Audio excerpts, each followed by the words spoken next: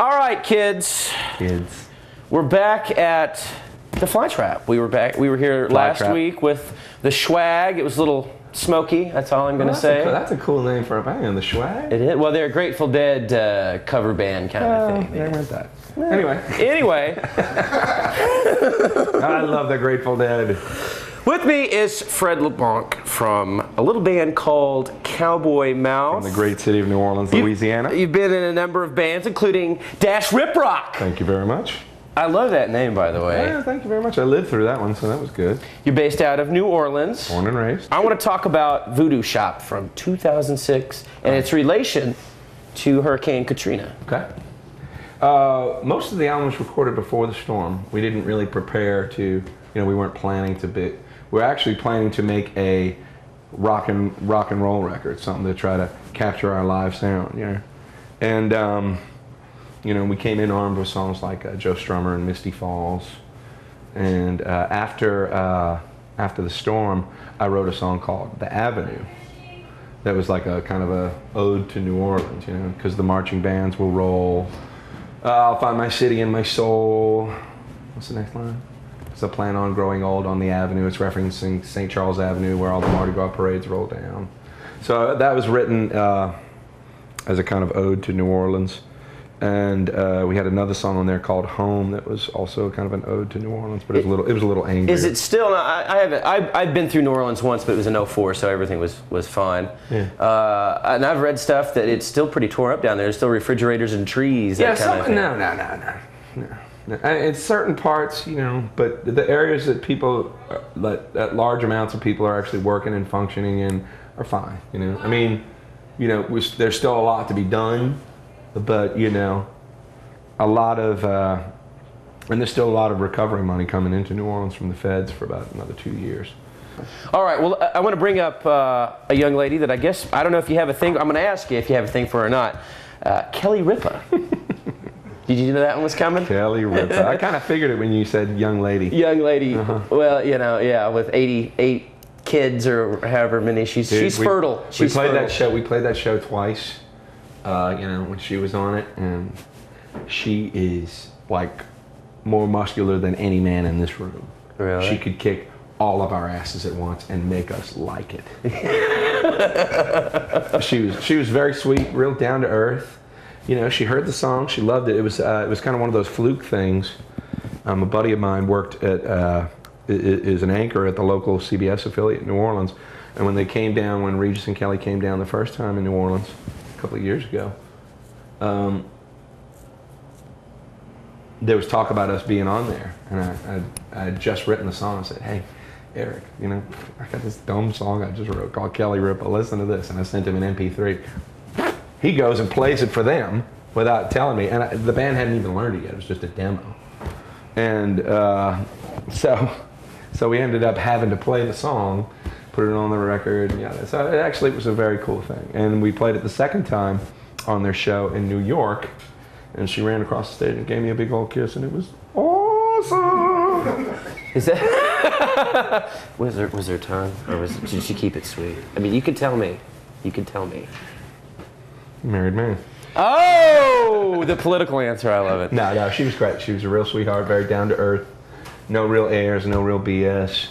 No attitude. You get some of that when you get in the upper echelons of the entertainment world. Oh yeah, ask anybody that knows me. I'm a real jerk. I've heard that about you. You're kind of an asshole, aren't you? They said he's harder. Silence! He's harder to deal with than Ethan Hawke.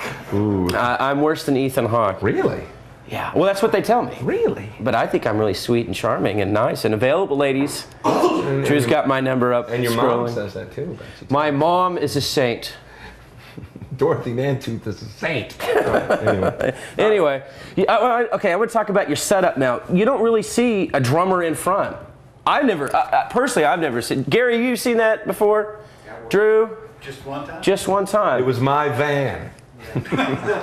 No, when I started the band, it wasn't like, well, it was. I got tired of looking at guitar players' butts my whole life, and it was always in the back, with other bands, and I would think, oh, man, I'm so tired of this. Tired of looking at these guys just, ladies, look at me, I'm so sexy, and I'm sitting there working my ass off. It's like, get me in the front. And but my original idea for the band was just, you know, by having the drummer up front and having everybody else against the stage, it makes it a lot less dull because there's always something to look at, you know. I mean, I've seen a lot of bands, obviously, and you know, I've seen Springsteen and U2, you know, and they're great. But, you know, after a while, it gets kind of dull looking at the same guy, no matter how many lights or smoke bombs you got going off. You know, it's just kind of, you know, and I always wanted to do something with different people doing different things at the same time to create energy.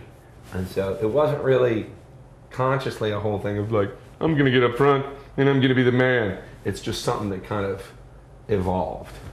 You've worked with Mark Bryant, Hootie and the Blowfish fame. Yeah. Mm-hmm. Dead-Eye Dick. Tell everybody the song, because I think a lot of people... The band that had a hit in the 90s with a song called New Age Girl from the movie Dumb and Dumber. And the tagline was, "Don't eat meat, but she sure likes the bone." Yeah. So okay. I produced that one. Okay, so all the people that are out there, and they have to be still alive. Who would you, if you could pick one person or one group, whatever, who would you like to produce something for? Who would you like to work with? Who would I like to work with? Oh, man. I guess probably... in a producing kind of avenue. Somebody older, probably like Bob Dylan, simply because it would be a challenge to kind of bring something new to his game, you know? I mean, you can drag any band in a studio and give them the rock sound, you know? But I'd like to do something really, really different. The thing about my producing has been, it's because Cowboy Mouth pays the bills and Cowboy Mouth's the main work. Whenever I do it, it's got to be something I'm really enthusiastic about. So, like the thing with Mark evolved because he was just putting a solo album together as Hootie was just doing less and less.